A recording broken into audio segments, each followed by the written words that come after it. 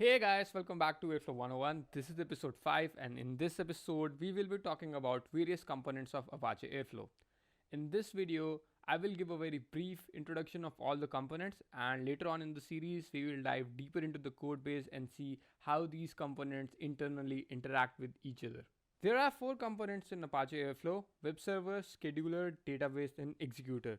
So, first, let's start with the architecture of Apache Airflow. This is the top level architecture of Airflow. We can also see all the four components. There is also something labeled as the queue. More about that later in the video. We call this is a multi-node architecture. Different components are in different nodes. A node is just a machine.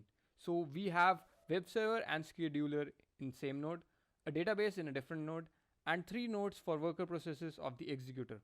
If it was a single node architecture, we would be having the executor, the web server, and scheduler running on the same node. Again, this is a very brief overview of the architecture, and later on in the series, we will talk more about it. Let's start with the first component, which is the web server.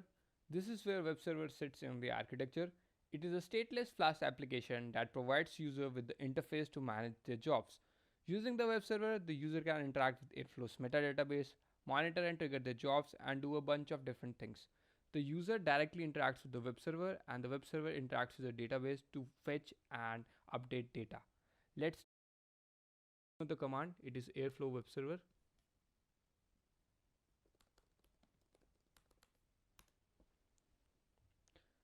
and we can see the web server is up on port 8080. So open up your browser on port 8080,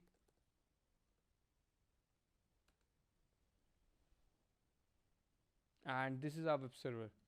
You can turn on your DAX by turning this switch on, and to trigger your DAX you can just click on this button. This will trigger your DAX. You can see different views of your graph. We have a graph view here, we have tree view. You can see the task duration. There are different things here. You can have ad hoc queries, charts. There are different administrative things that you can do. Try exploring the web server here.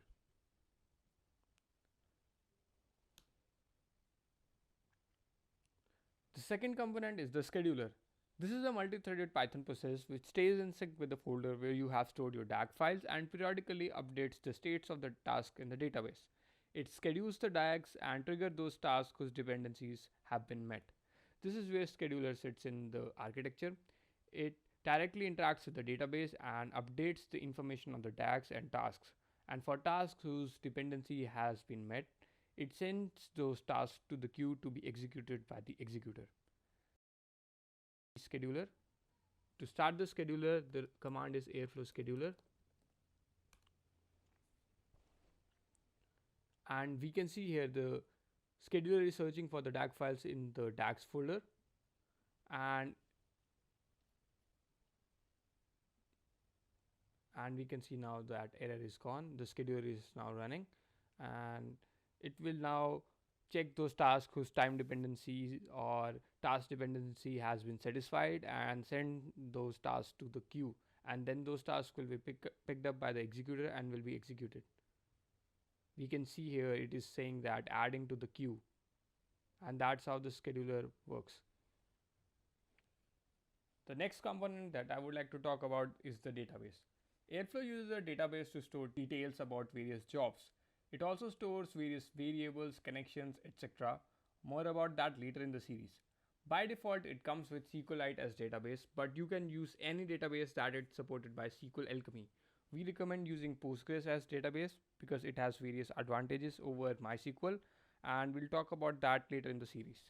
You can see the web server, scheduler, and executor all interact with the database to update the data in the database. Let's try accessing the database. Here I am in the Airflow directory, and I'll access the database here.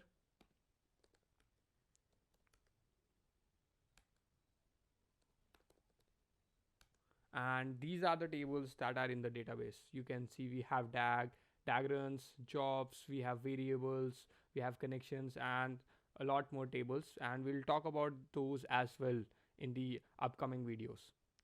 And the next talking about is the executor. Executor is a process that executes the task. We will talk about what are DAGs and tasks in the next video, but for now, just focus on Executor. The Executor picks up the tasks which are added in the queue by the scheduler. Depending upon the type of the executor, it executes them. By default, Airflow comes with sequential executor, but in the production, it is recommended that you use celery executor. If you want to read about celery executor, please check out the blog that I mentioned in the previous video. The queue is a part of the executor, and when we are using celery executor, we require an external queue. You can use Redis or RabbitMQ, but in sequential or local executor, no external queue is required. We will talk more about different types of executor later on in the series. So the executor's job is to pick up the tasks from the queue and sends those tasks to the workers to be executed, and the workers then update the status of the task in the database.